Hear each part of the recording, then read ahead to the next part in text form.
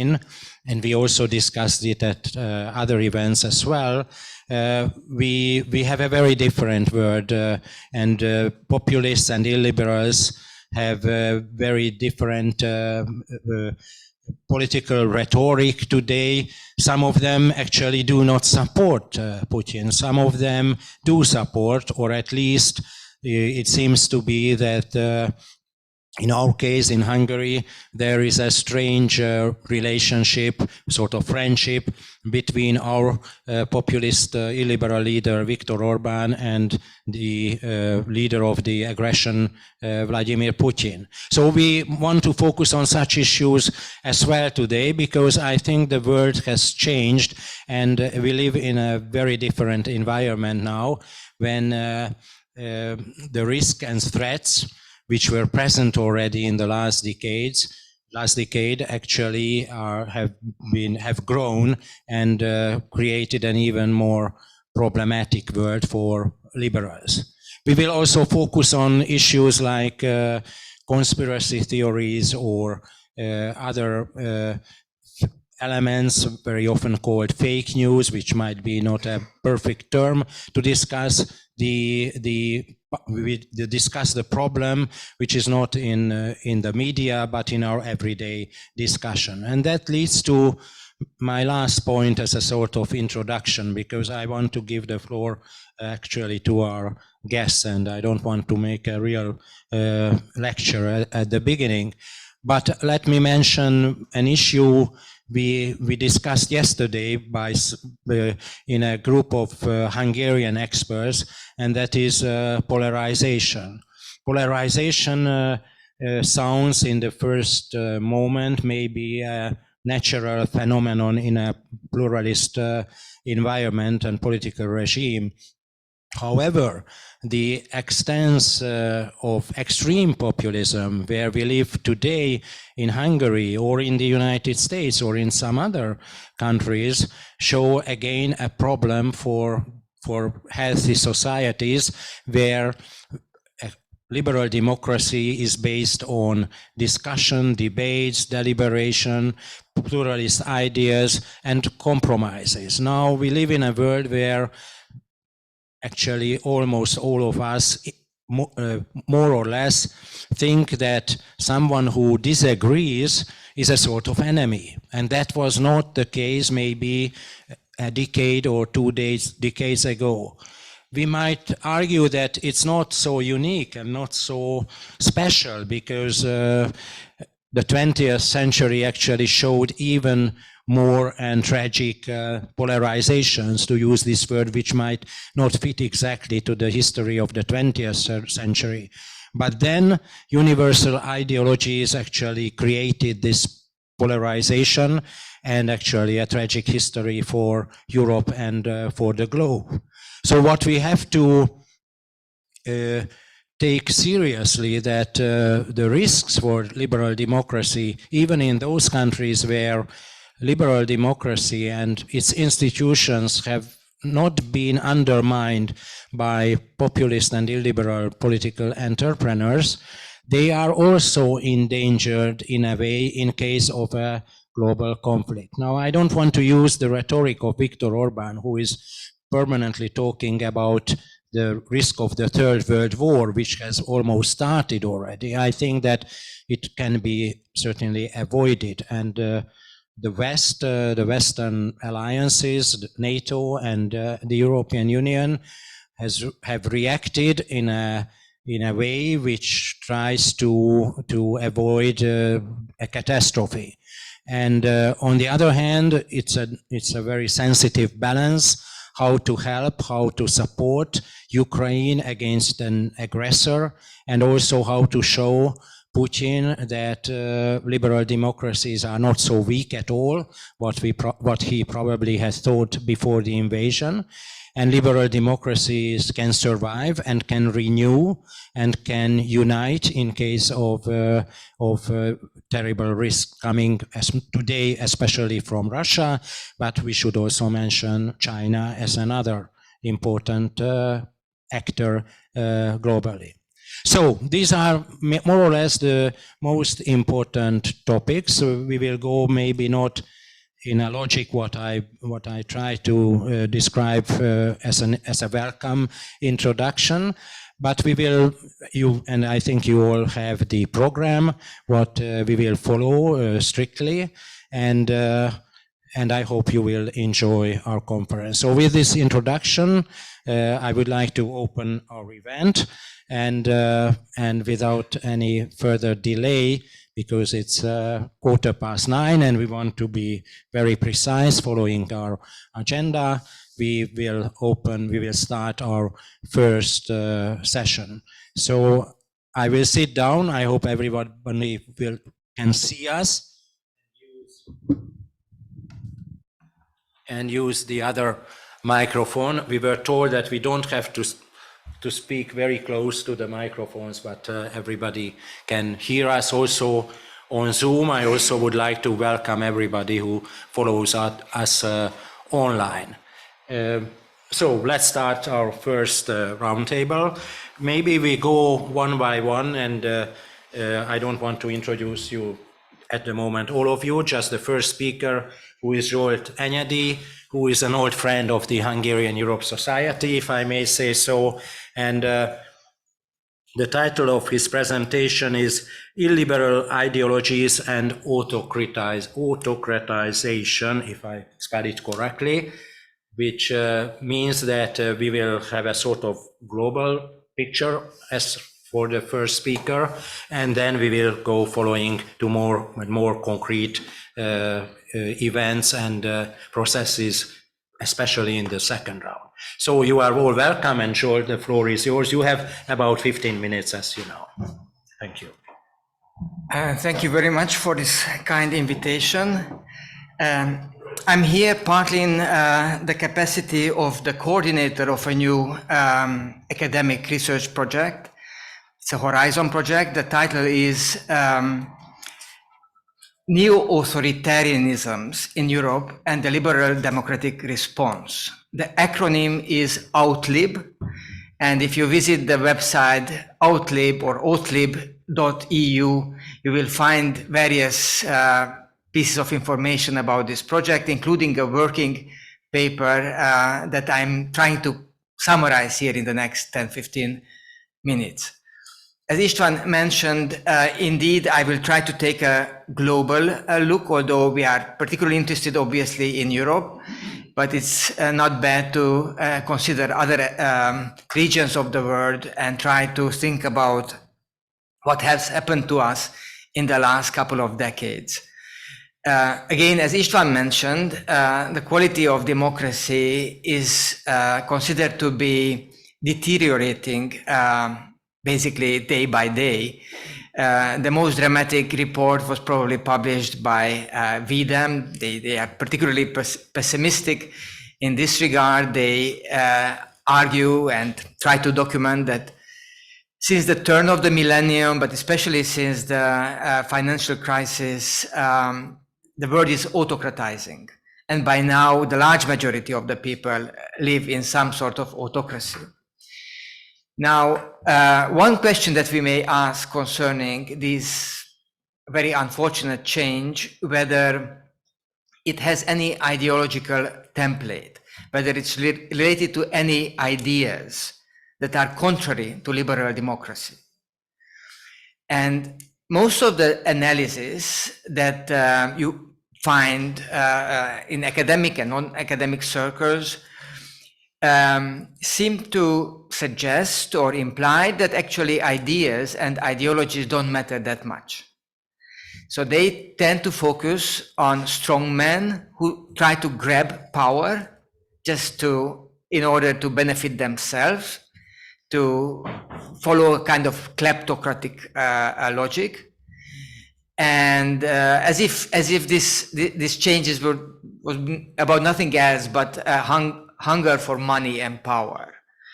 And to the extent that we try to explain why such strongmen have more room today, then often the explanation rests on structural factors such as inequality. The world is becoming more unequal, and that leads to some sort of reaction that creates room for autocracies.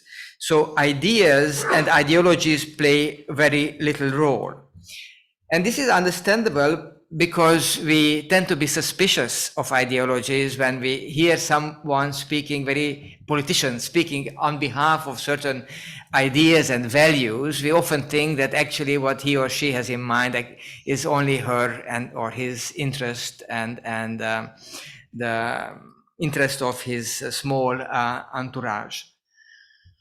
And it's also plausible to dismiss ideologies because indeed we don't have nowadays very clear, explicit challenge to democracy and not even to liberal democracy. That is no similar challenge as we had between the two world wars, when there was communism, fascism, corporatism, and all kinds of other big ideologies that all argued that democracy is bad and liberal democracy is particularly bad.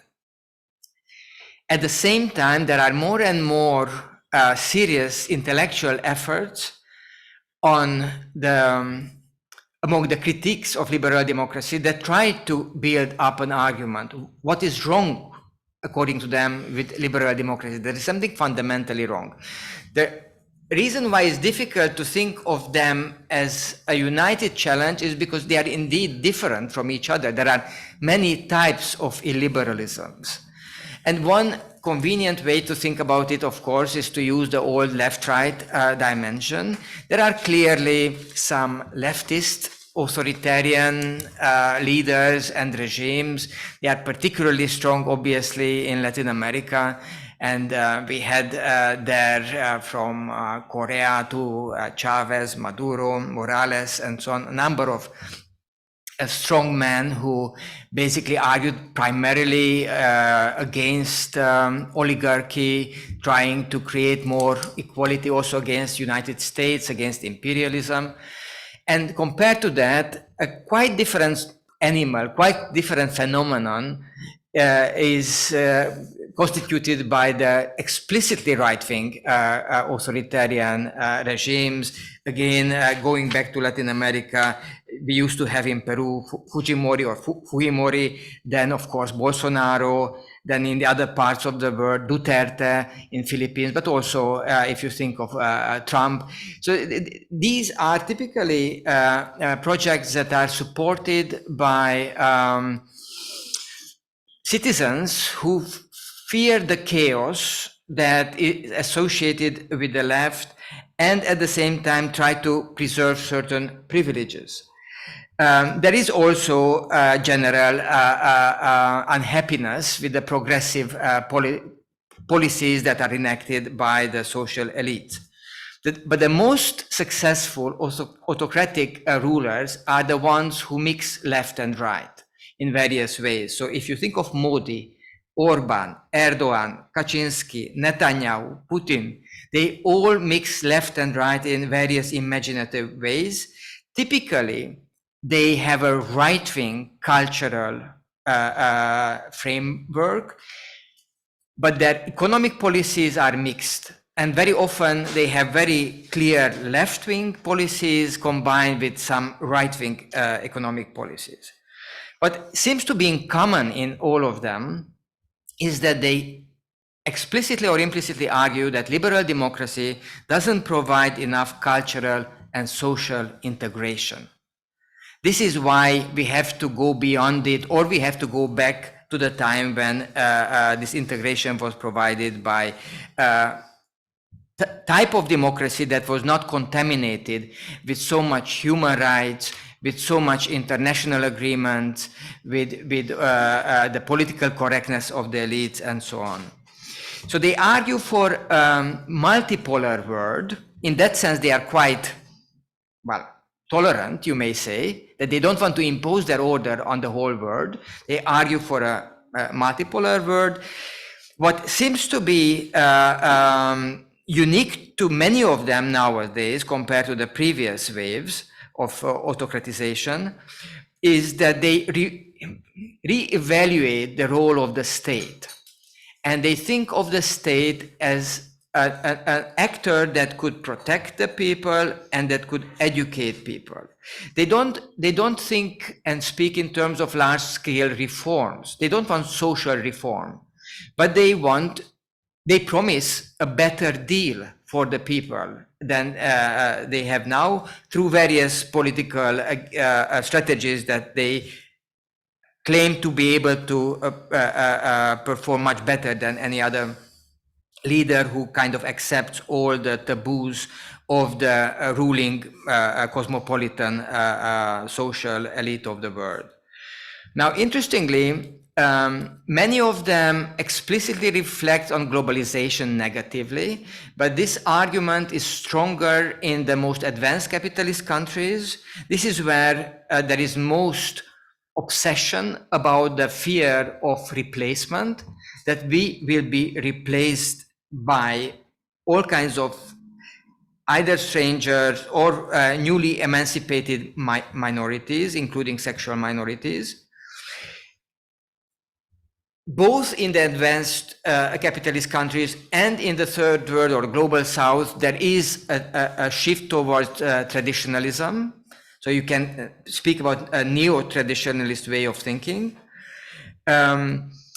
Religion sometimes plays a role in it, but not everywhere. And it's also the case that religion is typically understood more as an antidote to cultural relativism and not as actual religious activities. And there are some regions of the world where actually the relatively democratic and progressive churches, including especially the Catholic Church, resists the autocratizers.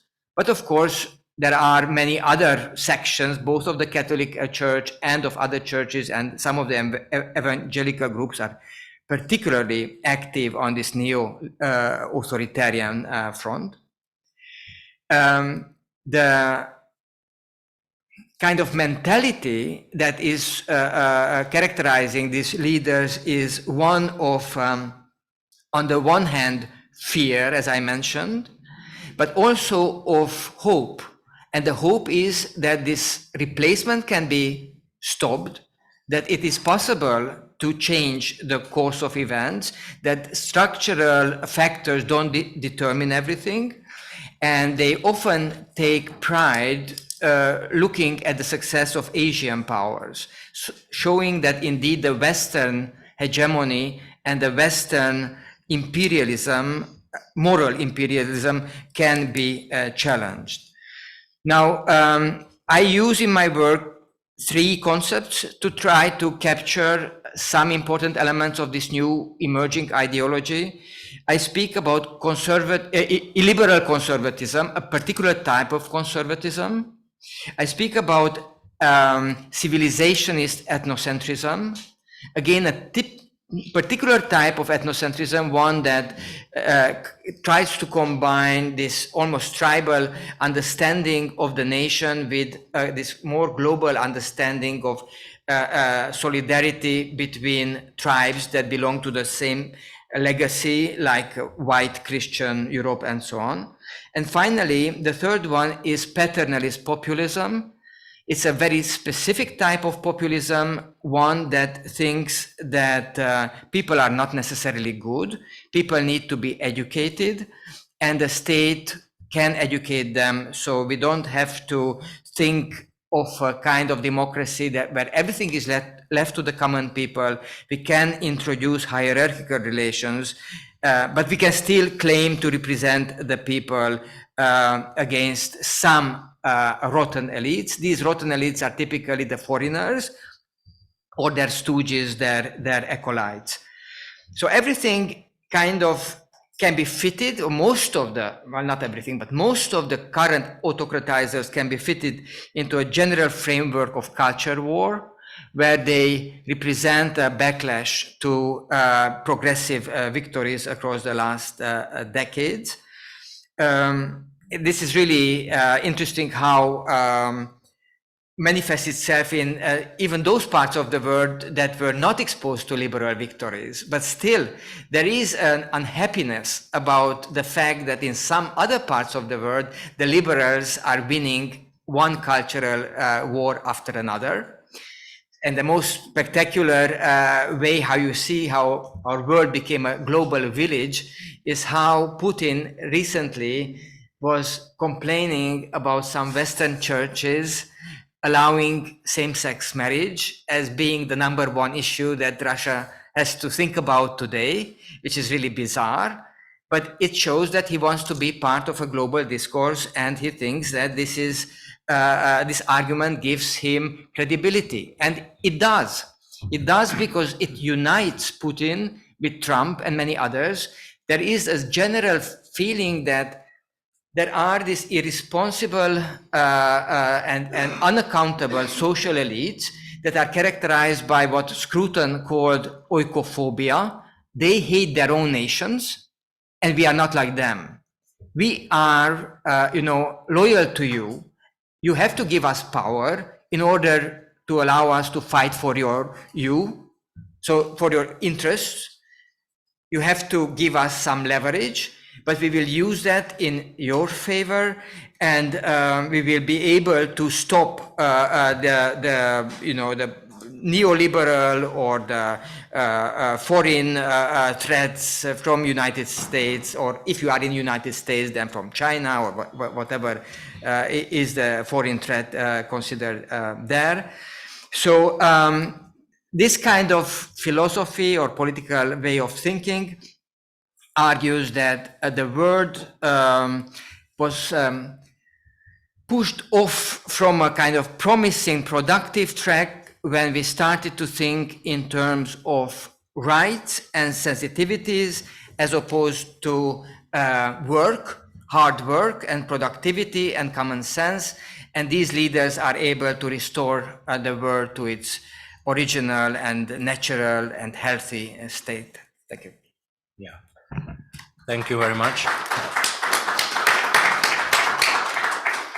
We agreed that all of you, or the four speakers, will make their presentations first, and then we will have a general debate about all what you said, so you won't be forgotten. We come back to this issue, whether, if I put it in one word, whether ideologies matter or not in our current time. So the next speaker is Ramona Coman, who came from Brussels, but she is originally Romanian from Brașov in Hungarian, and she will speak about global issues once again, but focusing on the European Union, how illiberal ideas and political maneuvers threaten and contest the current state of the European Union, especially through their member states, if I understand it correctly. So the floor is yours. Thank you very much for the invitation. I'm happy to be here today to discuss with you. And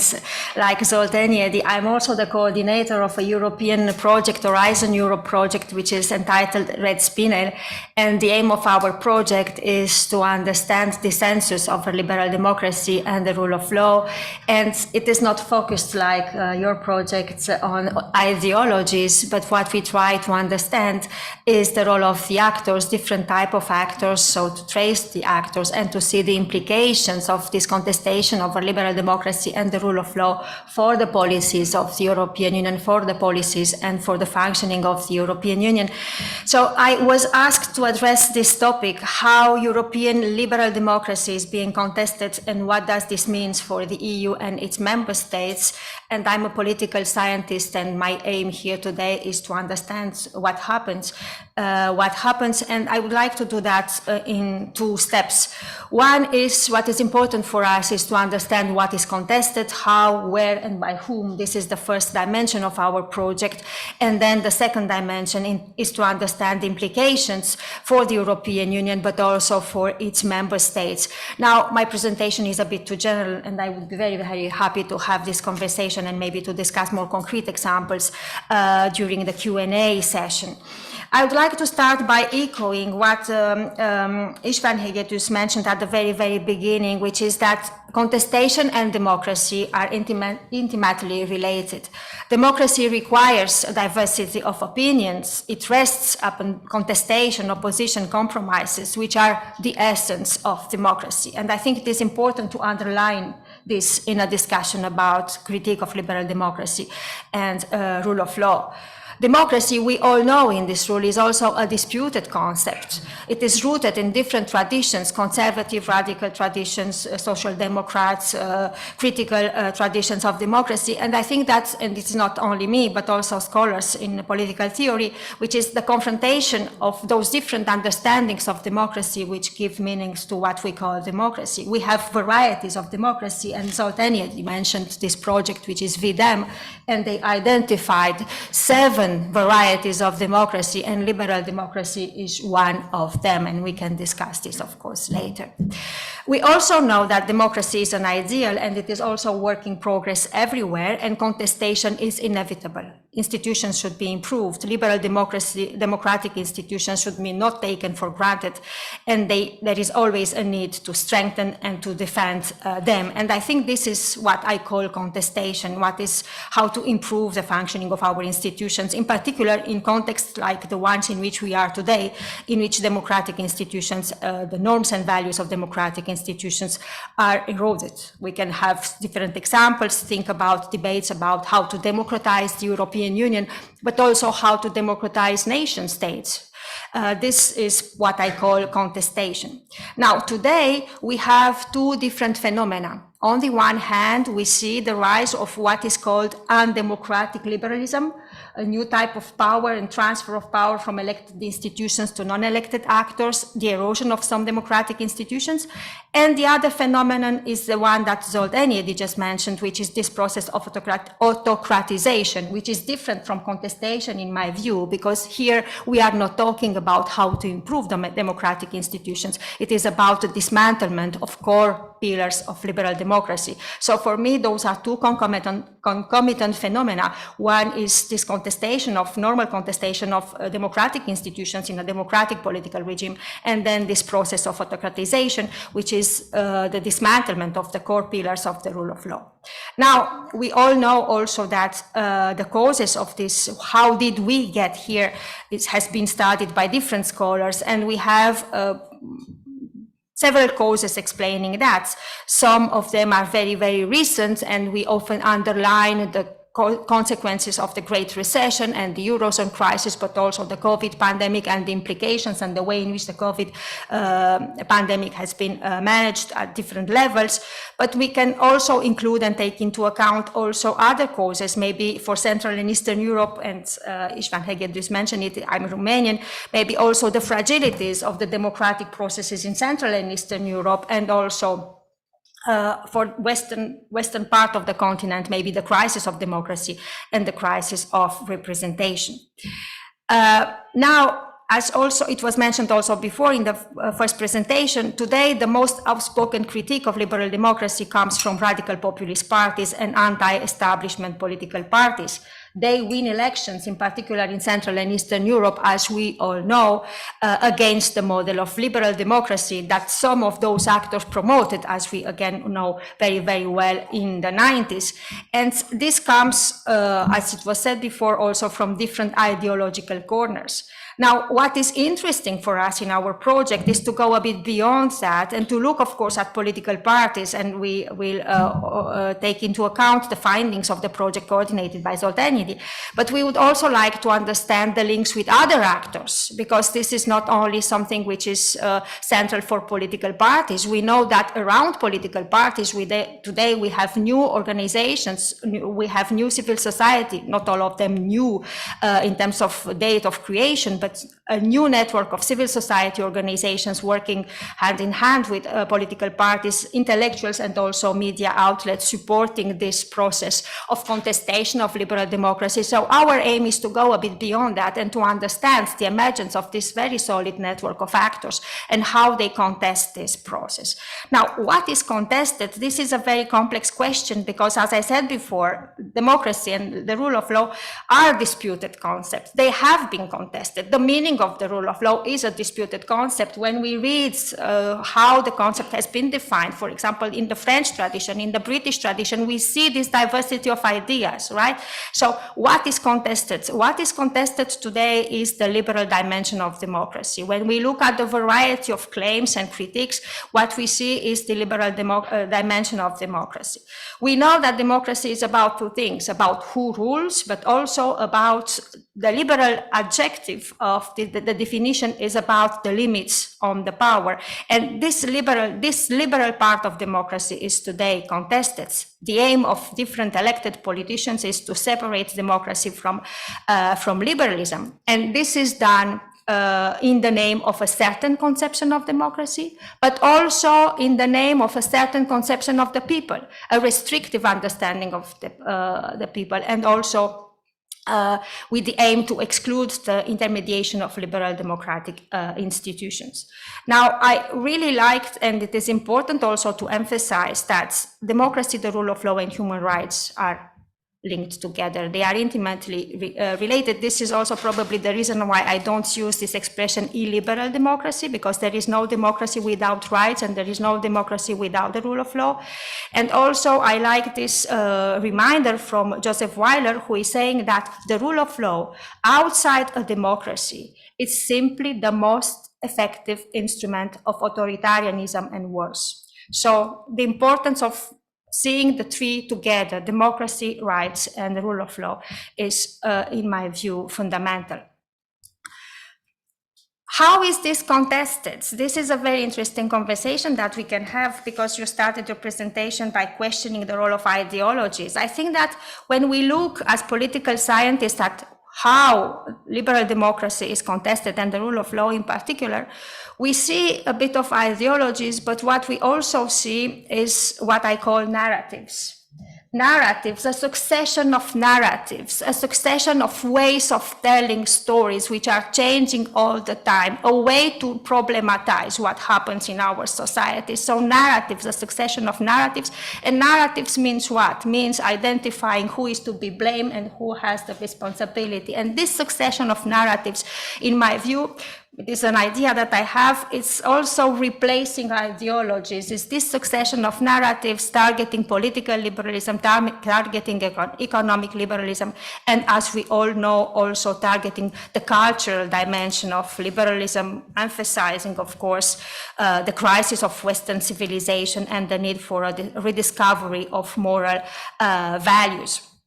So new narratives, but this goes beyond discourses. It's not only discourses, it's not only narratives, it's not only ideologies or links to certain ideologies. It is also a process of institutional transformation, a process of institutional transformation which takes place in different ways depending, of course, on the capacity of the government to implement those transformations. In some countries, this is very, very rapid. It is abrupt. In other countries, it's very incremental. It is a very, very slow process transformation, but what we see is that there is this discourse is translated into concrete institutional transformation, which corresponds to the limits of the powers of independent institutions, undoing checks and balances, delegitimizing of the opposition, which is important in a democratic space, delegitimizing civil society organizations, limiting the space of expression, human rights, which are also violated, and of course, very important is that power is centralized, power is captured. And the consequence of that is, in the end, that when we look at the implications, once those political parties are elected and they implement this blueprint, is that paradoxically, they replace the bad elites with a new elite, the one which is supposed to represent the interest of the true demos. And of course, there is this target of pluralism and multiculturalism, which are under attack, as well as the rights and the freedoms, and all the supranational institutions also under attack, all the institutions or supranational institutions created precisely with the never again credo after the Second World War. So Now, this was a bit the first part, what is contested, how, where, and by whom. Now, the other sides of the presentation is about what are the implications for the European Union and its member states. And this is also a very complex and difficult topic. Now, there are, of course, implications for the European Union polity. There are implications also for the functioning of EU institutions and decision-making. And I think that the most important part is that what we are seeing today in EU member states, and this critique of liberal democracy has also implications for the nature of the policies which are adopted today at the level of the European level. For the polity first implications, we know that the EU is based on the application of the EU law is based and draws on the application of the law by national judges. And this is the question of enforcement, and this is also why, for example, what we are seeing today, this contestation of the rule of law, the limitation of power of judges is very, very problematic. It is a problem for the European Union because, as we know, it is a community of values, and those values, as the Court of Justice underlined in recent decision, are binding values for the member states. But when we open the black box of decision making, we also see that there are problems in the functioning of the EU institutions. There is a new debate and discussion in political science at least, to understand how populist governments behave, for example, in the council, and how the critique in the council and this tension or contestation in the council has implications for the policies which are adopted. We can have just one example in terms of the nature of policies. Think about the tools which have been designed over the past decades to solve the problems of the rule of law in EU member states. Those tools are not perfect. They are. We have a number of tools to safeguard the rule of law, to deal with concerns in EU member states, but they are not perfect. And the fact that they have problems and limitations can be also explained by tensions between member states in the council and not only. There are implications also for example, internal and external credibility of the European Union, not to mention the market, and not to mention something which is very difficult to explain, but very, very important, which is the question of trust. The question of trust. I will stop here. The question of trust. Mutual trust is very important for the functioning of the market, but mutual trust is also important for us and for the Union, for this community of member states, but also for us as a community of citizens. It is very, very important, and I think I will stop here because I think my time is out. Thank you very, very much for your attention, and I look forward to our conversation. Thank you, Ramona, and that it fits exactly to the logic what we proposed to our speakers, and we get again closer to more and more concrete examples. And the next speaker is Peter Krekó, who is also a sort of old friend of our Hungarian Europe Society, director of the Political Capital Institute in Budapest, but also coming from University as an associate professor. And he also leads a project, I'm sure you will mention it, as all the others did, and you are welcome to speak about your topic, that is conspiracy, pseudoscience, and propaganda, and what to do with it in Hungary and globally. I hope you will mention both of them. Please, the floor is yours. Thank you very much.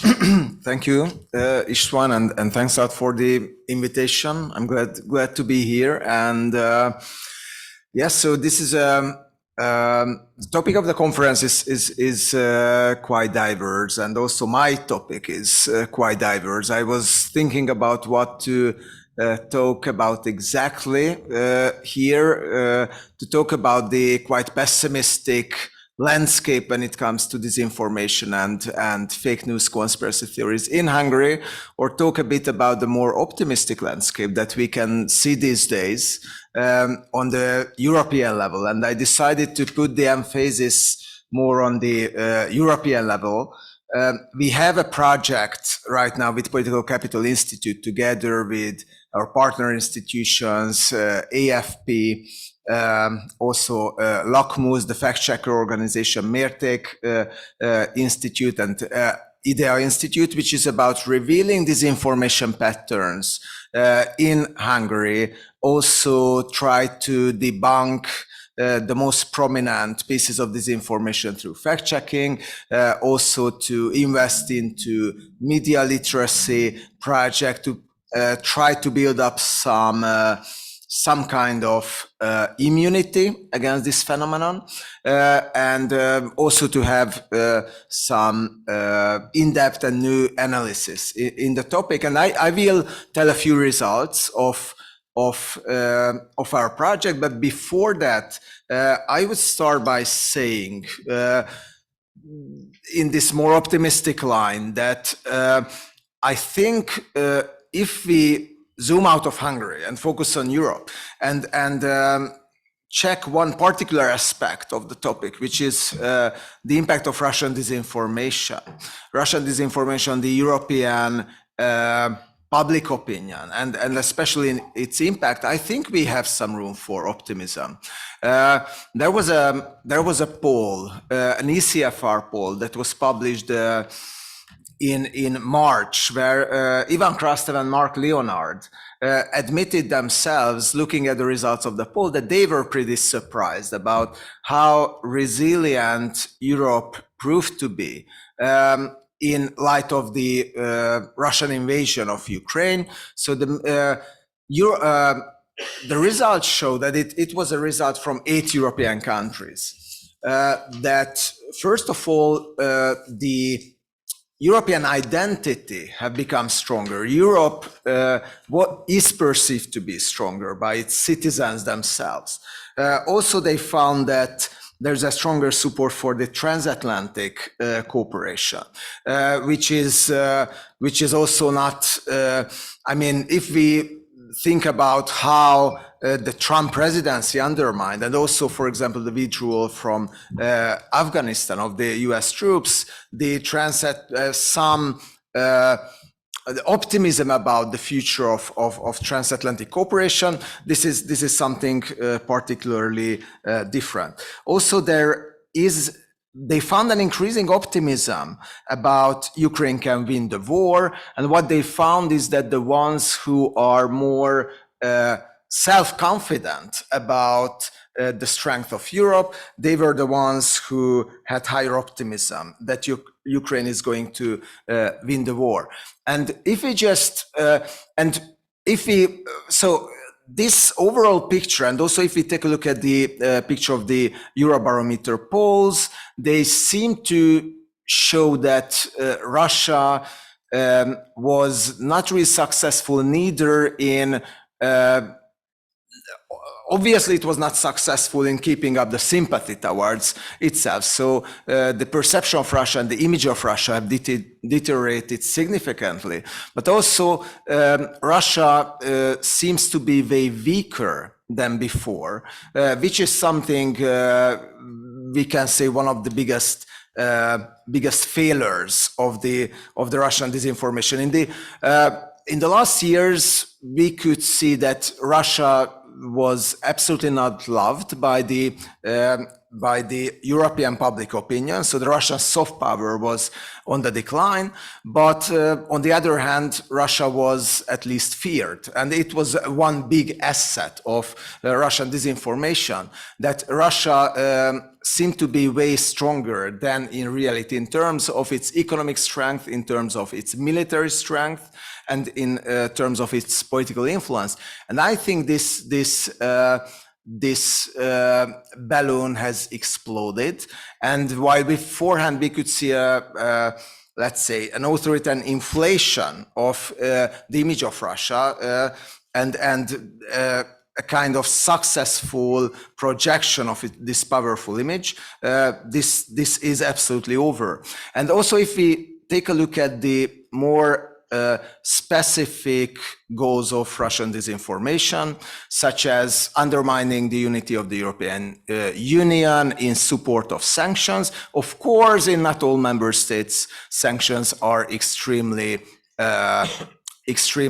popular, but despite the many attacks, mostly from the autocratic right and authoritarian populist players that we could hear about in the previous presentation. So despite these permanent attacks, the European governments in unity could vote for 10 rounds of the sanctions, which is, I mean, if we look back about the expectations we had at the beginning of the war, I think it's definitely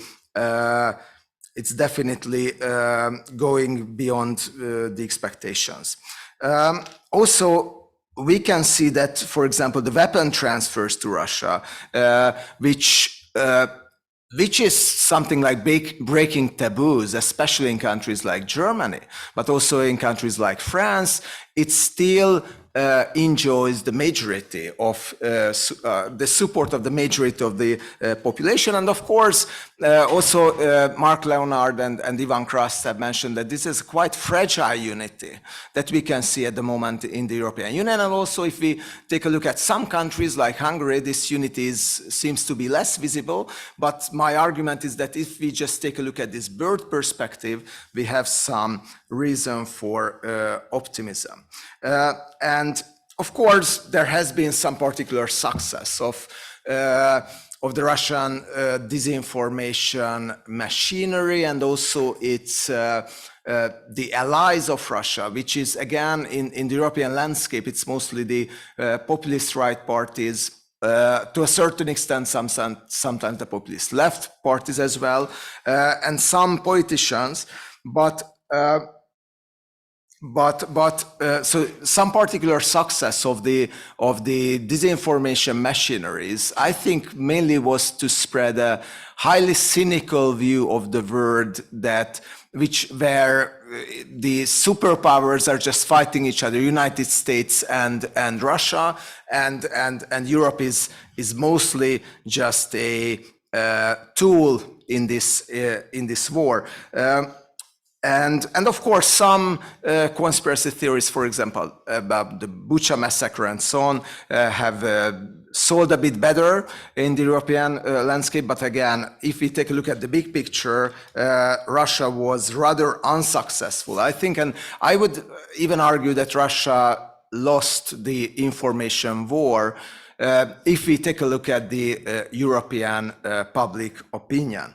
So, what are the main reasons for this lack of success, and what are the reasons for Russia underperformed in persuading European publics? I think one of the most important one is that the disinformation infrastructure of Russia have been almost demolished. And by the quite efficient sanctions of the European Union, there was a decision that, for example, put Russia Today, Sputnik, the state-financed disinformation outlets of the Russian state, on sanctions list, so they are not available in EU member states anymore. Facebook, YouTube, until a time Twitter as well, removed a lot of Russian disinformation channels and platforms and profiles that beforehand were quite instrumental in changing the public opinion in the European Union towards a more sympathetic direction to Russia. So the infrastructure that Russia had in persuading the public suffered a huge damage. I think the other important reason for the lack of success of Russia in selling its narrative and the visible gain of confidence on the European level, I think, is of course that Russia underperformed on the military front. So it's hard to sell a good story about the Russian invasion for the Russian propaganda. So it's definitely not an easy task to do, and it was not. It was obviously. The situation would be, of course, different if Russia made significant gains on the military front, that it did not. But the third important factor, I think, is, and here I would talk a bit also about the protagonists of liberal democracy, is that majority of the European politicians rather stood by Ukraine, and majority of them have very consistently condemned Russian invasion. Of course, picture is way more complicated than that. But I think what we could see in the last year in Europe is that politicians still can have an impact on the public opinion. So we talk a lot about that in the era of populism, mainstream politics has no impact on the public opinion anymore. And I think in the last year, in the countries where, even in countries like Bulgaria, like Slovakia, like France, like Germany, where there was a very strong tradition for different reasons, being sympathetic towards Russia, when politicians in more or less unity, mainstream politicians, governmental politicians stood up and argued in support of the sanctions, in support of Ukraine, in supporting even weapon transfers to Ukraine, they could have a positive impact on the public opinion. And of course, media matters a lot as well. And in countries where we could see a more diverse media landscape and the media landscape that is less captured by political players, there the impact of Russian disinformation was definitely weaker. So this would be the bit of optimistic picture on what we could see in Europe in the last year. And I think the most important lesson that Europe learned, and this is also something is reflected in the public opinion polls, that Europe has some reason to be confident about its possibility to even change history in a right direction in cooperation with the transatlantic partners. If we take a look at Hungary, to make a bit of contrast, we see a quite different story. In all the research we have done on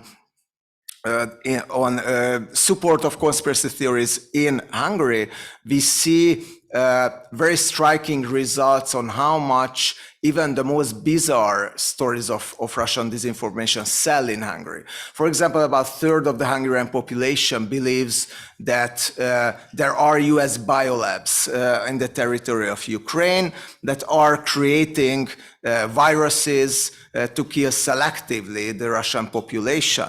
And the reason for that these stories sell really well in the Hungarian public is that they have support from mainstream politics, from governmental politics, from governmental media. We have just analyzed the breaking news lines of Origo, one of the most popular websites, still one of the most popular websites in Hungary, which is a propaganda tool of the Hungarian government. And if you just read the breaking news, it's like that if you were in Belarus. So all the stories about so Zelensky is depicted like a madman who is totally unpredictable, a puppet of the United States, an alcoholic, and so on. Putin is a wise politician who tried to prevent the escalation of the war and who tried to prevent the Third World War. And also news like the US biolabs were found in Ukraine are quite frequent. So I think the story of Hungary is a stark reminder of what happens if pluralistic media seems to disappear, what happens if the opposition seems to be increasingly unable to challenge the governmental narrative, and what is an even more striking result that we found in some of the studies that we've done, not at Political Capital Institute, but at ELTE University, is that increasingly we can see also a kind of asymmetry in how voters process the information in Hungary. And on the governmental side, for example, what we have found is governmental voters used less their cognitive reflective capacities to separate between real news and fake news. Also, we found that generally there is a higher receptivity to almost any kinds of fake news and disinformation on the governmental side, among the voters of the government than among the voters of the opposition. And there is still a lot of research to be done to investigate the main reasons for that. Is it because of the cumulative effect of this information environment where disinformation have become so prevalent? Or is it because of the different expectations, for example, of the governmental voters in Hungary towards their leaders and the lower demand for classical factuality, if the big narrative sells well? So we don't exactly know the reasons, but we wrote an article back to 2018 together with Zsolt with the title of Hungary as a laboratory of illiberalism. And unfortunately, Hungary have become, I think, also a laboratory of post-truth as well. And the results from Hungary, I think, indicate that unfortunately, if the if the institutions do not really hold, then the public opinion finally not really becomes, an obstacle of populists, of supporting their actions. But what we find in Hungary, I think, increasingly is that public opinion is not the cause of any political action, but more of the consequence of the political action. The government almost has an unlimited power in shaping attitudes and stereotypes. So I will stop here. Thank you for your attention.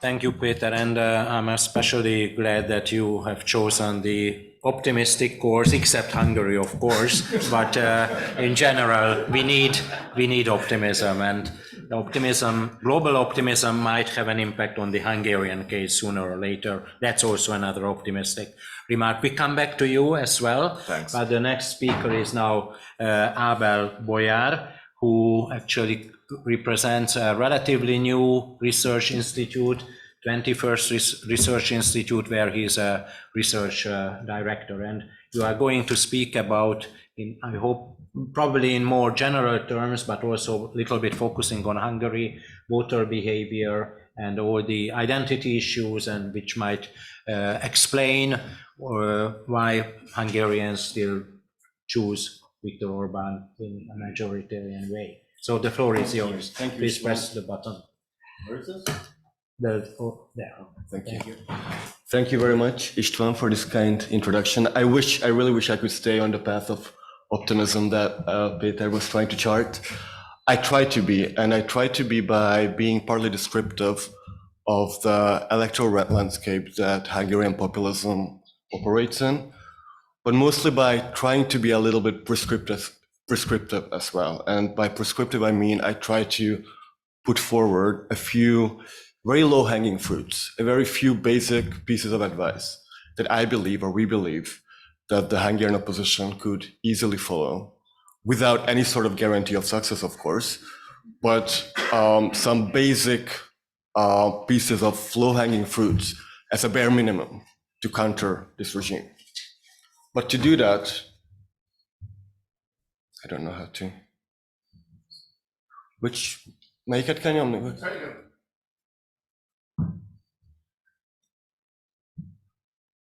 Yep. Okay, it doesn't move there. All right. So I'm going to start with a very controversial premise, and I use the word premise because I do not intend to prove it or sort of extensively argue for it. But there is a long-standing debate in Hungarian public discourse whether the regime itself that Mr. Orbán has built up is defeatable at all. And there are two camps. One argue that it's such a perfectly fine-tuned machinery, which is all but impossible to beat. And there are those who sort of point the blame at the opposition, that given the right circumstances, that given the right sort of course of action by the opposition, all this could be different. I very cautiously lean towards the other side. Again, I don't want to extensively argue why, but just as a brief point, there are many international examples in the recent and in the not so recent past where comparable regimes in terms of institutional architecture and degree of autocratization, but maybe Zsolt will challenge me on that, have failed. Opposition to those regimes have been successful in the electoral arena.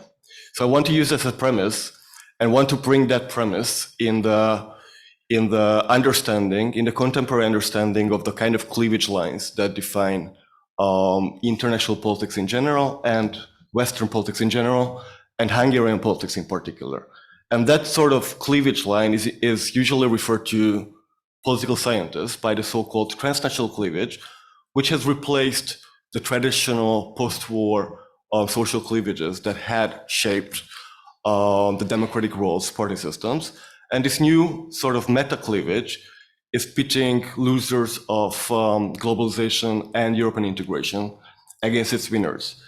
And the main point that I'm trying to convey here, which I'm going to underscore by a few graphs as well, is that if the opposition were to have any sort of chance in this regime, they need to recognize that one side of this cleavage, which is the more populist one in terms of sheer numbers in Hungary's economic landscape, the losers of globalization, have to be addressed, and a significant part of them, have to be brought under its electoral umbrella. And they have been spectacularly unsuccessful, not only in doing so, but also in trying so. And this is what I want to sort of underscore with a few graphs here. In a paper that we wrote, a short paper we wrote immediately after elections, we looked at the numerical distribution of the vote share of the two competing blocs, the government bloc and the opposition bloc, and we plotted all the municipalities, all the settlements, to be more precise, with Budapest being only one of these dots, on a graph where we constructed a development index of all settlements, which is like an aggregate index of all sorts of indicators ranging from the unemployment rate to the share of elderly, average level of education, all those sort of proxies that sort of tap into how well a given settlement fits in this globalization divide. And you can see a perfectly symmetric correlation with a reverse sign. There is a very high correlation between how successful Fidesz, the Hungarian ruling party, has been in underdeveloped settlements, and as a flip side of that, how relatively successful the opposition has been in the more prosperous parts of the country. This is, of course, like a macro level relationship, right? You look at settlements. But if you can, we try to also reproduce that, and sorry about the bad visibility, it looks much better on the paper. I don't know if you can see the numbers, but we try to reproduce the same sort of pattern with the post-election survey, where we try to build a statistical model in order to predict the likelihood of a given voter with a very particular socioeconomic profile voting for the ruling party. And these numbers that you see in this chart are the propensities, are the predicted propensities to vote for Fidesz. And you can see this huge divide in the expected likelihood of voting Fidesz between those who are older, live in smaller settlements, and have low levels of education, which is, those lie in the orange part of the orange corner of this chart, and those who are the opposite. High levels of education, younger, living in larger settlements, most particularly in Budapest. And the difference is not just like obvious, but it's huge. And these kind of differences are very common if you look at the sort of electoral coalitions underpinning right-wing populist parties versus liberals and greens in other countries. But this sort of magnitude, ranging from 86% to 17%, is something I personally haven't really seen in electoral surveys, and I've looked at a lot of electoral surveys before.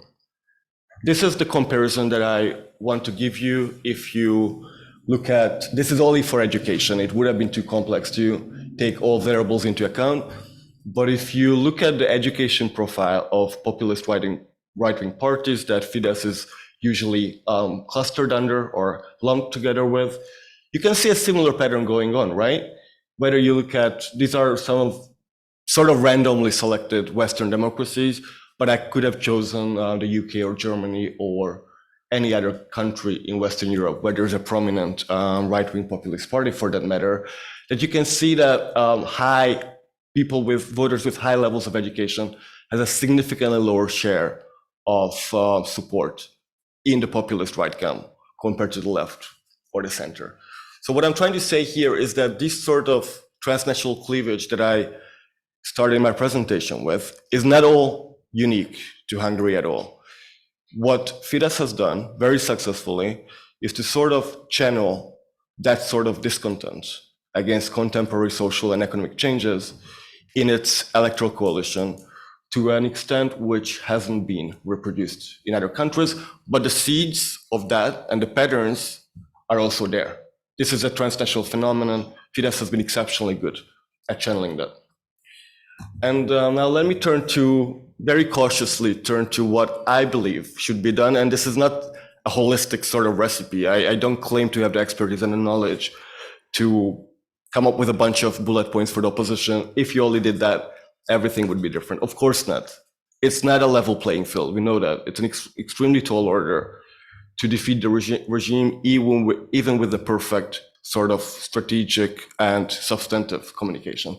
But I do want to emphasize a few communication strategies that can be followed under the recognition that that sort of, that part of that cleavage needs to be, the orange part that I showed you before, needs to be addressed and needs to be prioritized, and all sort of temporal, monetary, all sorts of resources need to be pushed towards addressing that sort of audience. That's the main sort of overarching theme that I want to put forward, and I want to make 4 points how that could be done. The first one concerns issue selection. We need to understand, or the opposition needs to understand, that the sort of issues that sort of voting bloc requires are what American political scientists tend to call the kitchen table issues, things that directly affect their lives, such as the economy, healthcare, or education. And that also rhymes with the sort of issue ownership, the kind of issues that these parties are widely seen as better able to represent. When an opposition party talks about education, there's a much closer association in voters' minds between the issue and the party, as opposed to them talking about migration, right? So they need to be very selective about issues that directly affect people, and they need to choose issues where they do have some sort of competitive edge with, in contrast to Fidesz. They need to avoid issues that they feel very comfortable with, such as foreign policy or rule of law, but at the same time do not really resonate with this kind of audience. And they need to try to anchor these issues in broader themes, such as solidarity or justice. These seem trivial, but it very often gets lost on opposition communiques. Second point, the use of language. Selecting the right issue is only one thing. An equally important factor is how that issue is conveyed to its target audience. That language has to be very accessible, and they should not be shy, and should not feel reserved about using a language which is much more simpler, both in terms of content, but also in terms of length.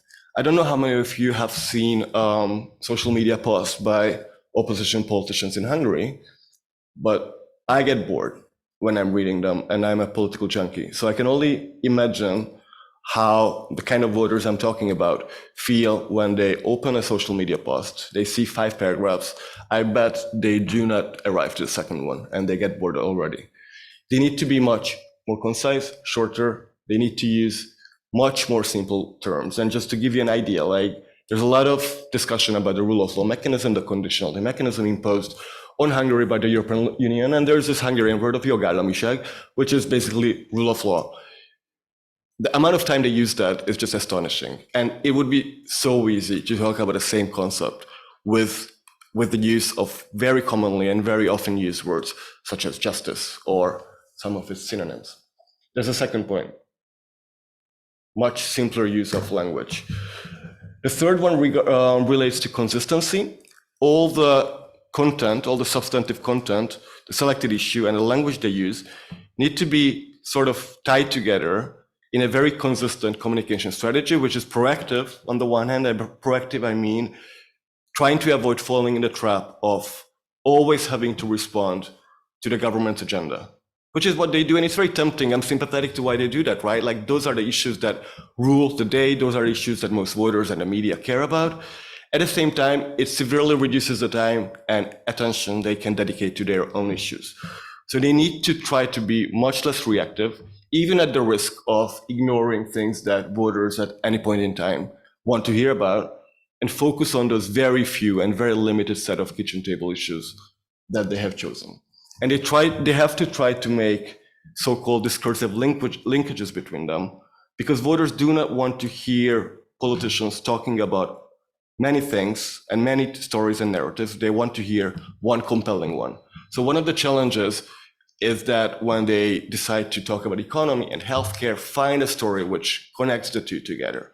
Connect the low pay of teachers with the erosion of real wages because of inflation, for example.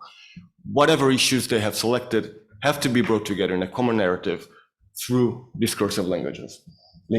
And the fourth and final point I'm making kind of goes beyond verbal communication and relates to the sort of profile, the sort of symbolic traits that a politician may or may not have. And by symbolic traits, I mean where that politician is located, how embedded they are to the community, to what extent they are familiar with local problems, whether they use the sort of language, and whether they represent the sort of community that they're trying to engage with. And there are positive examples. A bigger one, a better known one, is the Polish presidential candidate, Mayor of Warsaw from 2020. I don't know if there are Poles in the room, but despite the fact that he was widely seen as an urban intellectual, he managed to undergo this sort of image transformation and present himself and sell himself as a man of the person and connect with a culturally very different rural audience. And he came very close to defeating the favorite, Andrzej Duda. And secondly, there was a recent example from Hungary, the mayor of Jászberény, who was widely seen as a credible, locally embedded voice of the local community. And he inflicted a landslide victory on Fidesz, partly because he didn't run under the opposition banner, but also because he sort of had this symbolic representation of the local community. Thank you. I don't know if that was optimistic enough or not, but yeah.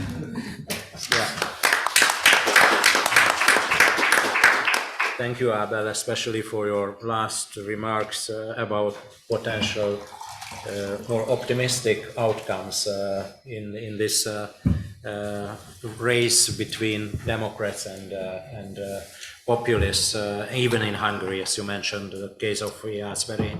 Now, I would suggest to have a short round discussion with the four participant speakers, and then I will give the floor to the audience. I have prepared some questions which might relate to all of you. Please choose whatever you want, maybe in 2-3 minutes or not more, to all of you. First of all, Zsolt, you spoke a lot about the importance and how ideologies even matter today, although they might be different from all types, universal ideologies. Now, I would like to ask you to a little bit maybe leave your comfort zone and speak a little bit about whether the renewal part of your story regarding liberals and Democrats, would it mean that liberals and Democrats should somehow change a little bit their ideological course when reflecting to the illiberal populist challenge? Is there something what some call, like Mark Rutte talked about, a good populism. Is it something like that, or is it a total misunderstanding, and liberals and Democrats should focus on their original messages even when they renew themselves, and do not get into a trap, maybe, what populism would mean for them? So populists are better on when talking about populist ideas than Democrats when they try to follow them. It's a question, it's not a statement. My second point comes back to Ramona's presentation, and I would like to ask you to focus a little bit on the European level. You mentioned, for example, the European Council, where are debates now between those who do not believe in the European dream at all, maybe, and have a more populist or Eurosceptic position. Is there a crisis at European level now? And I would like to ask you to focus a little bit on the forthcoming European elections. So is there a danger that populists and non-liberals, illiberals, anti-liberals will have more power very soon, and then we will live in a very different world? Now, to Peter, I said I was glad that you have chosen the optimistic part of your presentation. Well, as we know, politics have become, and you organized an event with an US expert just 2 days ago, if I remember correctly, and Carruthers, his name, said that politics is more and more entertainment. Not only in the US, of course, it's even more in the US, and there is a tradition of that, where maybe ideologies might not matter so much. I might not disagree, but anyway, it's a problem of politics becoming more and more an issue of enjoying debates between special personalities. And does it also mean that let's say the opposition globally to the populist challenge, and especially in the Hungarian case, when populists already have their machinery, their power, and all the institutions and resources, should the opposition think about to use more populist, more entertaining, more popular methods to counterattack? You mentioned about fact-checking, for example. Does fact-checking really matter, or that we need something else? And the renewal of liberal democracy would mean different methods, technological ideas to counterbalance the populist challenge. And lastly, to Abel, we already had some discussion about the role of political communication and how simplistic messages might work or not regarding potential backlash of the supporters of liberal democracy against populists, especially in Hungary. But is it not another idea which might be maybe even more convincing, how to create a coalition of different voter segments and communities? Well, I think in the United States, someone might argue that Joe Biden won because he was able to bring together very different portions of the society, a big part of the Black community, intellectuals in New York City, and many others who are not old-fashioned liberals in that sense, or Democrats, but maybe those who, because of many other reasons, program or style or messages, they have chosen to support the Democrats and not the Republicans. So how much political communication is connected to a coalition building? And that might be maybe an issue for the Hungarian opposition, which is already fragmented. So how they can reach out to very different segments of the Hungarian population. Now, I was very long, and I asked you to be shorter and pick what you want. And you have, let's say, 2-3 minutes each of you, because we want to have a debate which includes the audience as well. So let's keep the original sequence, and Zsolt, you are first. Thank you. If I was honest, I was really short saying, I don't know.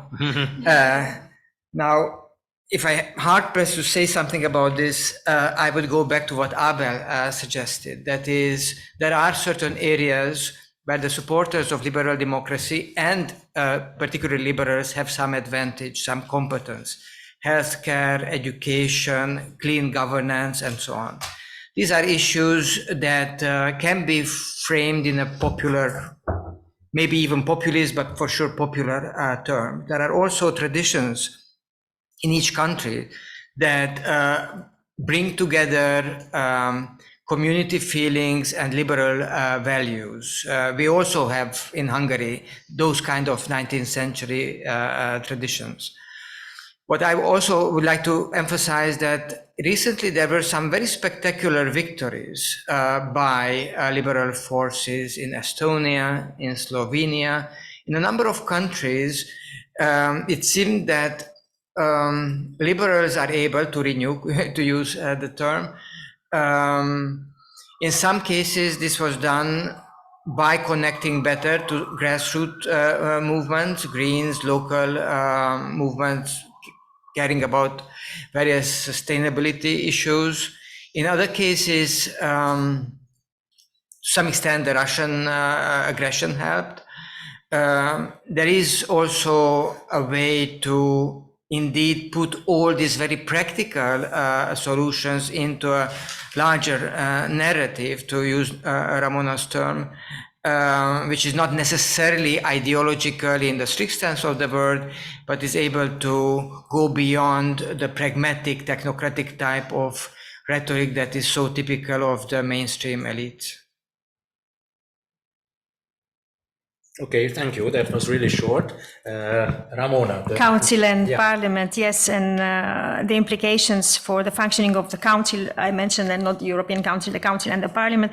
Now, for the Council, we see that the populist governments would use certain strategies in the Council. They contest the legality, for example, of the decision. They also contest this way of building and reaching compromises. We see it, and it is not only, again, I underline that, not only Poland and Hungary, but also the governments of other member states. And this is where I'm very careful when we talk about the East-West divide, because it is not only an East-West divide. So we see this tendency to contest the rules, formal and informal, to reject traditional means of reaching compromises, and to also rejecting the final solutions and decisions. We see that. Now we have colleagues, they try to measure the level of contestation in the Council based on the votes in the Council.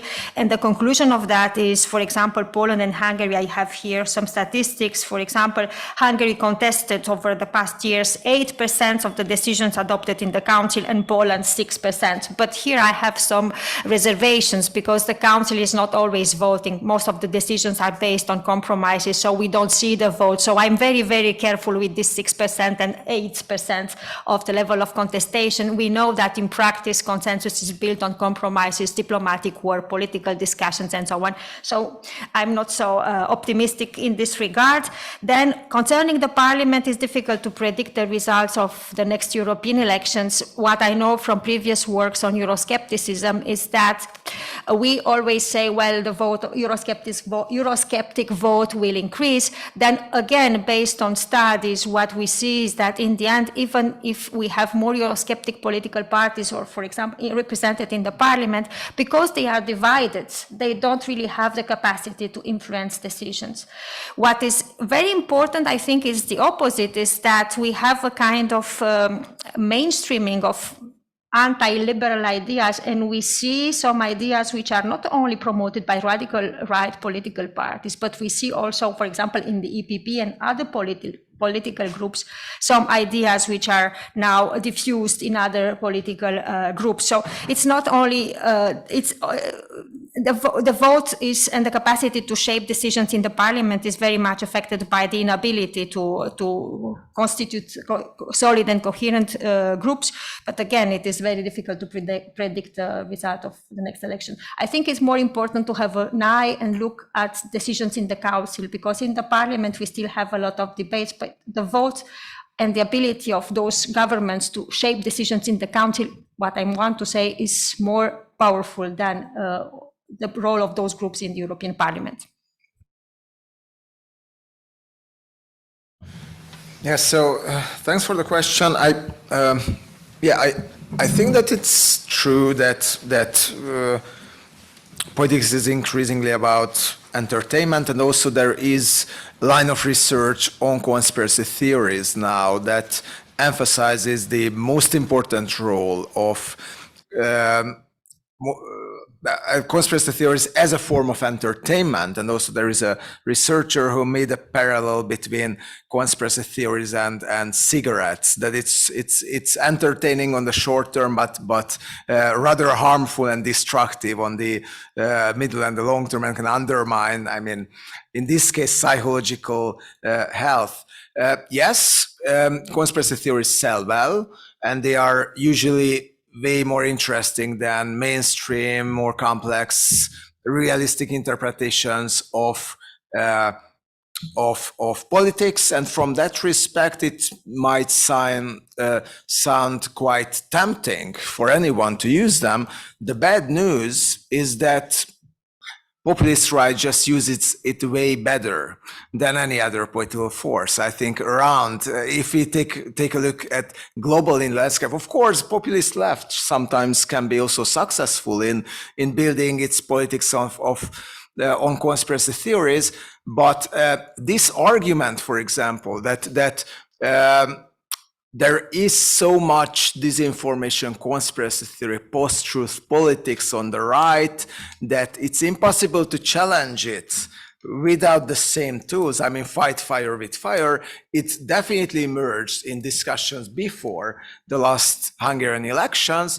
And we had a candidate, Péter Márki-Zay, who picked up some of the quite popular conspiracy theories on the opposition side, like for example, that there are the secret psychiatric treatments of the prime minister and things like that, and all. And also he used some of the even more popular thoughts of the prime minister on anti-immigration and so on and so on. Did it sell well? Not that much. My argument would be that I think so forces that consider themselves democratic and liberal has to have a moral obligation to a certain extent to follow factuality, in a sense that they do not totally abandon the word of facts, truth, and so on. And I know it sounds rather boring, but you know, I think that if you don't have any other tool to try to grab the attention of the voters and to attract their support than using disinformation and conspiracy theories, then maybe there is a problem with your political position. So I don't think that I can't recall any politicians, not just from Hungary, but either from the global landscape, who could really well challenge a post-truth tribalist politician, like, let's say, Trump, for example, or any others, with the politics of post-truth. So I think it's simply not a tool that can be well applied and successfully applied by democratic liberal players. What is your reaction to that and to my question? I'll react to your question. Okay. You asked me a very difficult question, and I want to clarify whether you meant it as some sort of either or. Instead of changing radically their communication, why don't they focus on coalition formation instead? Is that sort of what you meant? Yeah. Okay. From a political science perspective, I have to say, I struggle a lot with the notion of coalition building. Because when we think about social coalitions in terms of established democracies, it's usually programmatic, right? Tying together different social groups and sort of create some sort of programmatic lowest common denominator, or give them something each. They do trade-offs. One surrenders this, but gets that exchange, and they find some sort of common good that they agree upon. And when I contrast that with what Fidesz has done, I don't really see that. The way I see Fidesz's coalition formation is to deliver tangible social economic goods to the elites or the middle classes and provide cultural goods, symbolic goods to the underclass. And compared to that, I have to say that the opposition would be even better placed to tie these disparate social groups together, because if they go down this track of taking these majority issues that they have an advantage in, healthcare, economy, education, and wrap it in the language of the common people, they wouldn't even have to worry about this sort of discrepancy, because they provide the target audience with what they need in terms of tangible goods, but also wrap it in a language that's accessible to them. And if you worry about like losing the urban elite, I really don't think the urban elite has anywhere else to go to. Okay, thank you very much. Now we will open the floor to the public, and Fanny will help you with the microphone if there are, I hope there are questions. Heino Nissanen. Okay, thanks. Heino Nissanen, University of Turku, Finland. At first, I would like disagree a little bit about the idea of entertainment. I think politics was entertainment in a country like mine in Finland. Nowadays, it's not anymore. We had elections just a few weeks ago, and the Populist party became the second biggest there. So that's my first point. But okay, in general, I would like to thank you all. You had very interesting points, which all helped to finish my own book, and on the base of that, I have one question or one point of view, because somehow I was astonished about Abel's points how to rescue the opposition there. Well, on the one hand, I of course understand the points, but on the other hand, I was quite astonishing. So the question is, what do your points, or all of you, actually reveal about the current political culture of Hungary? Thanks. So how would you depict the current state of political culture in Hungary? Okay, thank you. Let's probably collect some more questions or comments if there are any. I cannot see. Yeah. Okay, there is Fanny who will help you in that row. Okay. Okay, thank you very much. Can you hear me? Yeah, okay. So I'm Bojár from Hungarian Helsinki Committee. I would have two questions concerning the rule of law conditionality mechanism that was already mentioned a couple of times during the discussion. We'd like to know whether you have any kind of information on the Hungarian public opinion concerning the rule of law conditionality mechanism and its financial consequences. I would be especially interested in the opinion of non-Orban voters in this respect. And also another aspect of the same topic, how the opposition or political actors should communicate on and formulate messages concerning the conditionality mechanism, underpinning the legitimacy of such mechanism and possible financial restrictions.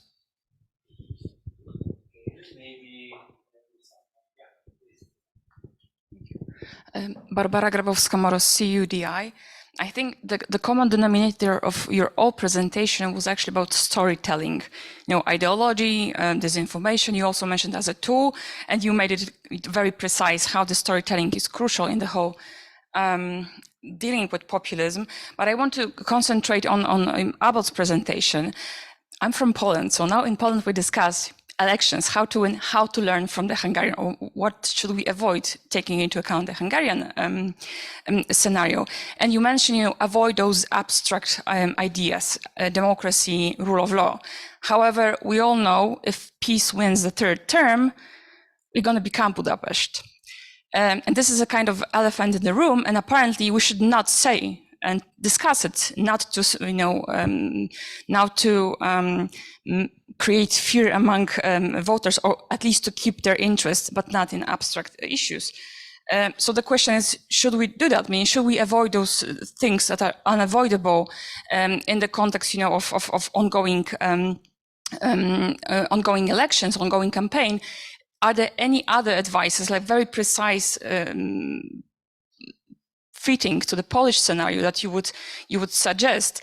And using Trzaskowski example, he is a symbol of two intellectual persons still, and he will not win the elections on his own. He might win with Tusk. Tusk will not win without Trzaskowski. So the cooperation is also an interesting aspect, as it was in the Hungarian case as well. Thank you. Thank you very much. Now, there is someone more. Yeah, the last two. Yeah. Okay, please be short because Thank you very much. I'm Sándor Söpkéz. I'm an executive search consultant for 33 years. If we are talking about the Hungarian case, I may add three root causes why the Hungarian situation evolved to this stage, in my opinion. One root cause is the bipolar political scenario, which is a trap being prepared by Viktor Orbán since 2006. The second is the trap of the who is the leader question, which is bringing a lot of bad consequences. And the third is the competencies. When Abel was starting to talk about the profile of the politicians, if we extrapolate that issue and question, we can start talking about the competencies where we see a lot of disabilities and a lot of lack. So thank you for the opportunity. I stop my argumentation here. Thank you. I'm Gergely Gazda, developer from Code for Europe Civic Tech Initiation.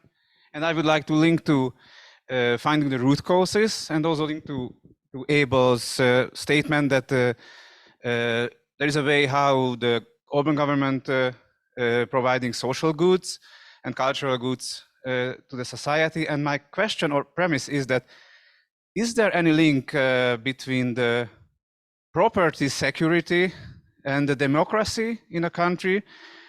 Because my premise is that there is, and concerning the fact that Hungary was, there are a lot of anomalies in Hungary concerning the property security, like privatization, nationalization, lack of compensation, the distribution of EU funds, and so on. And I'm interested if is there any research in that topic of the link between the level of democracy and the property security in a country. Thank you very much. Thank you very much for this question and sort of comments. Now I would suggest to go in a reverse line. Abel, would you please start to react to the questions? Actually, I felt like a lot of the questions were targeted at me, so I'll try. The gentleman, the professor from Finland, forgive me, I might have misunderstood, but the way I understood your question to be, and I'm going to be very blunt, what kind of political culture do you claim to live in if this kind of simplistic strategy works? Is that how you understood? Actually, how would you depict the current political culture? What's your definition? That's enough. That's super broad, but I think you're right in implicitly alluding to the fact that a predominant majority of the people, and I'm taking this from opinion polls that we run not only from the top of my head, spend extremely little time with politics. A typical voter spends 5 to 10 minutes, according to their own self-declared time devoted to politics. So if you want to, that's a part of the political culture, not only, of course, political culture, the demand side and the supply side, I'm talking about demand side. If you want to penetrate that 5 to 10 minutes of political attention with your own messages against the government propaganda, you do not have the luxury of elaboration. So in that political culture of political apathy and very limited time devoted to politics, you need to be simplistic, and you're right, it might further deteriorate the culture, but I think you have to be pragmatic and do what you can. Secondly, rule of law conditionality. I'm going to give to the gentleman from Helsinki, very short answer. People in the abstract agree with that. They do think that the European Union has and should have the right to oversee corruption and put pressure on member states, but they do not care enough, right? They think it's good that it's there, but when you rank their issue priorities, apart from the core opposition bloc that cares a lot, they cheer for the EU, they want the EU to crack down, they think it's important, they are paranoid about us leaving the EU. That's 20% of the electorate at most. The rest, they agree on the abstract, but it doesn't even come near to the top of their issue priorities. Third, how to avoid talking about politics, threats to democracy in Poland when it's such an obvious prominent danger. I do not claim to know the Polish political context enough to answer, but my hunch is that this kind of scaremongering, justified scaremongering, that the Hungarian opposition has tried never really worked.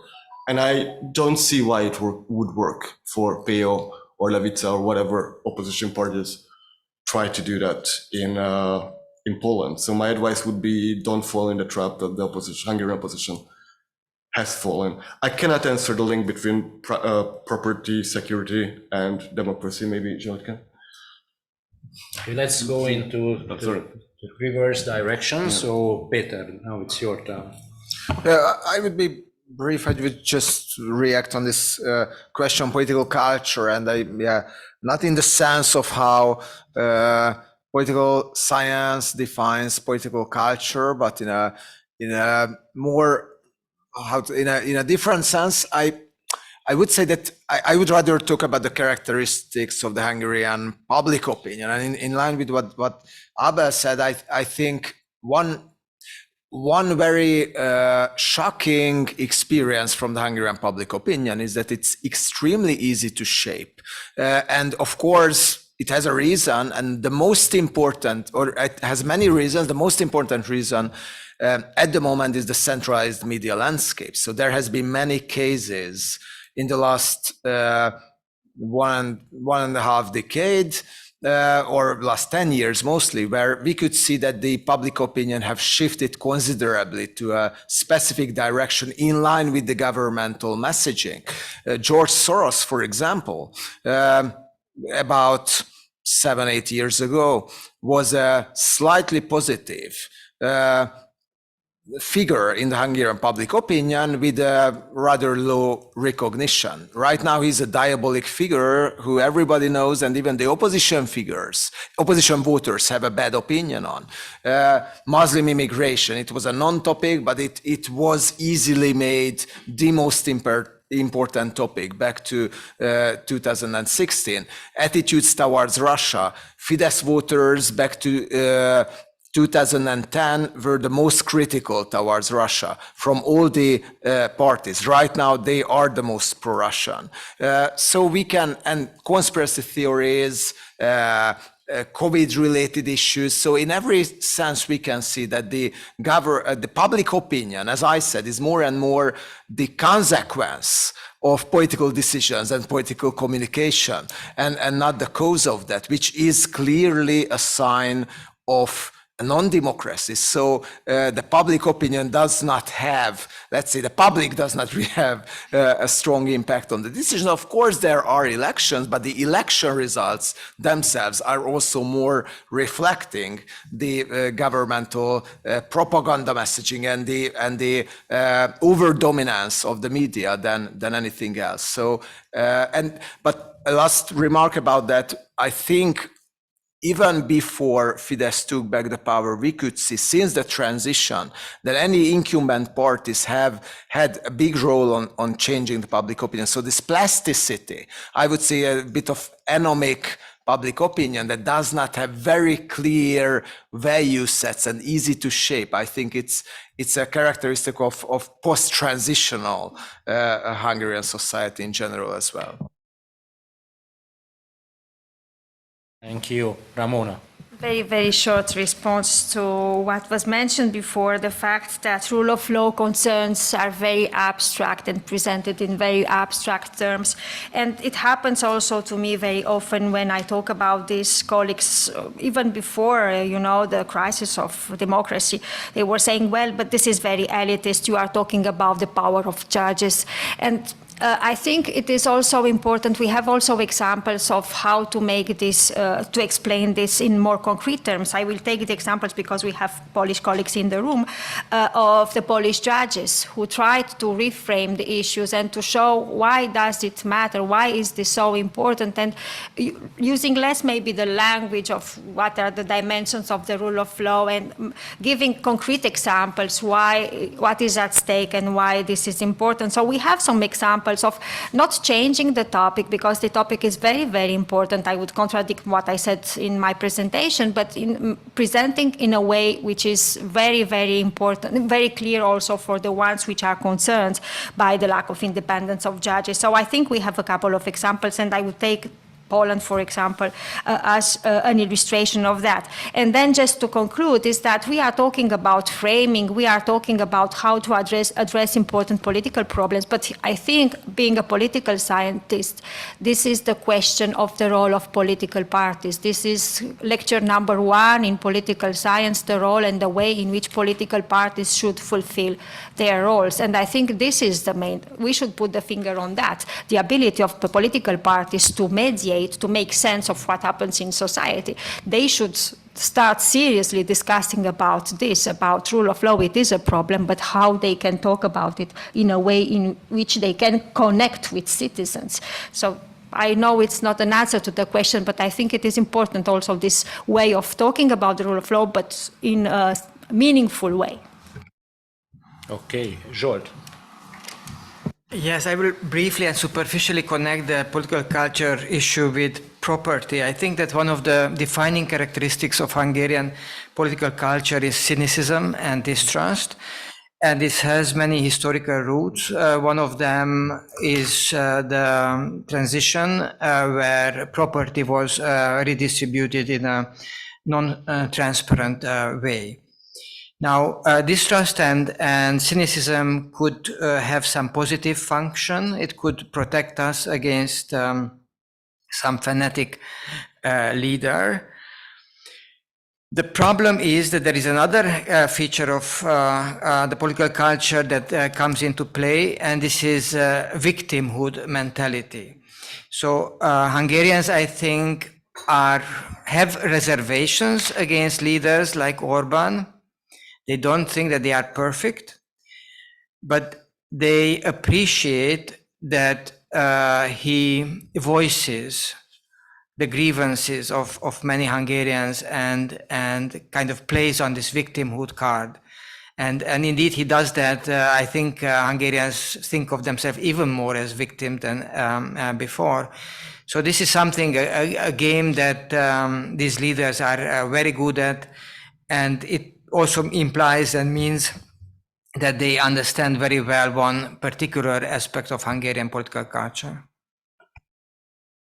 Okay, we still have 5 more minutes, and I have a question for you, which might be very simplistic, but I think it's related to all the issues we discussed, the renewal of liberal democracy and the opposition, how to use narrative, what to do with conspiracy theories, and so on, and political communication in general. So what might be more important for the future to have for the opposition, for intellectuals, for civil society, to have our own visions, strategies, narratives in a positive way?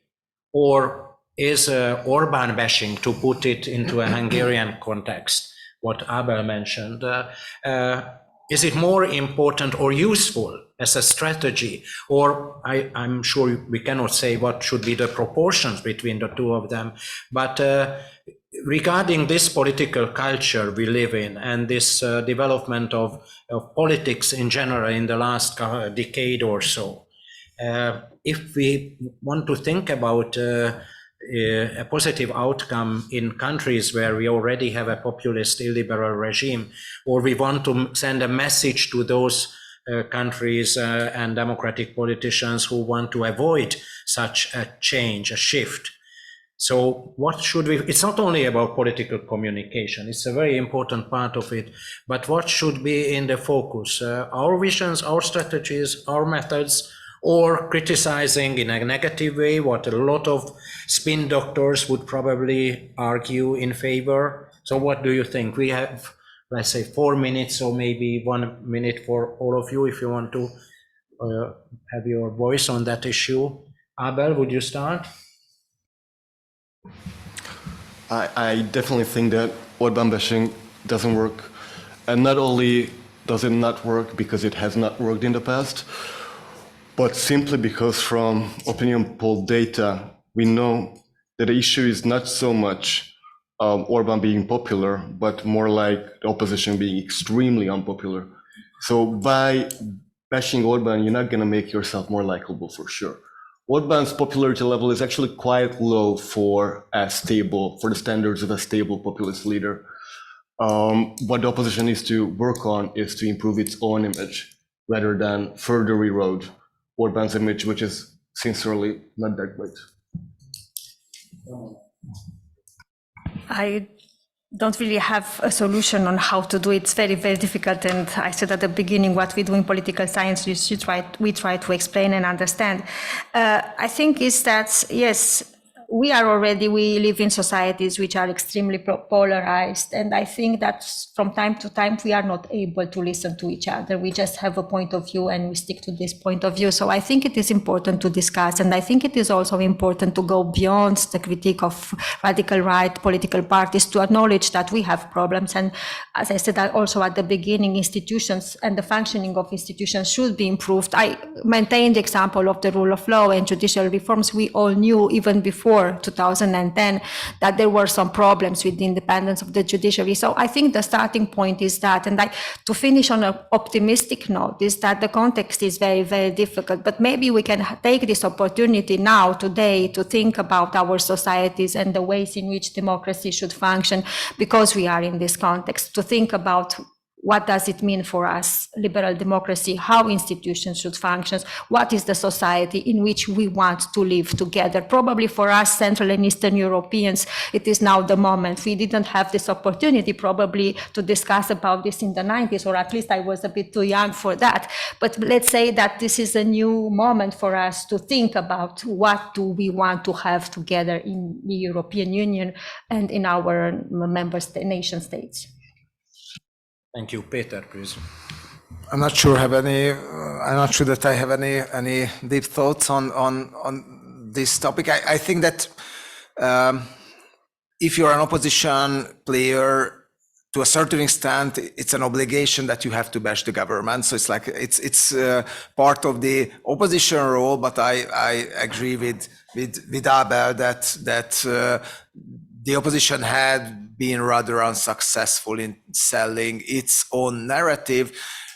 The problem at the moment, I think, for researchers and observers is that it's very hard to decide how much is it because of the mistakes of the opposition and how much is it because of the asymmetry of resources. So I think we arrived to a point, and I was quite happy about your optimism that the government can be beat on elections. I think it's not, I tend to think it this way as well, but I think it's not really self-evident. At the moment, I cannot really imagine that even the most talented politician in the world would come on the Hungarian political stage and could make some easy, quick success because of the legal, institutional, and especially the media system. And I'm not saying that, you cannot do anything and it's like opposition politics make no impact, but it will be more and more difficult in this respect. And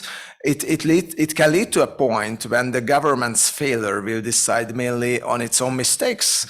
And then also, if you are an opposition politician, then you can just capitalize on not necessarily Orban bashing, but Orban mistakes. So, sorry? But they are making it. And that's right.